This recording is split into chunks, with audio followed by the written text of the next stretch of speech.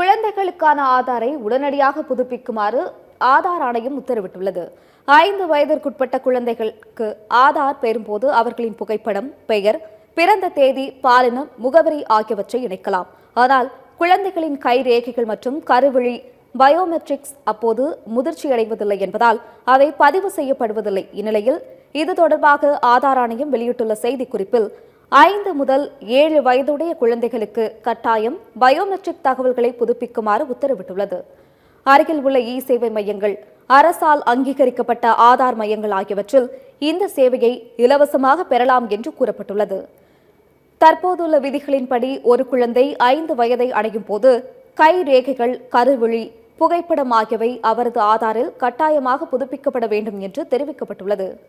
காலக்கெடுவுக்கு பிறகு புதுப்பித்தால் 100 ரூபாய் கட்டணமாக வசூலிக்கப்படும் என்றும், 7 வயதிற்கு பிறகும் பயோமெட்ரிக் புதுப்பிப்பு செய்யாவிட்டால் ஆதார் எண் செயலிழக்கப்படலாம் என்றும் எச்சரிக்கப்பட்டுள்ளது.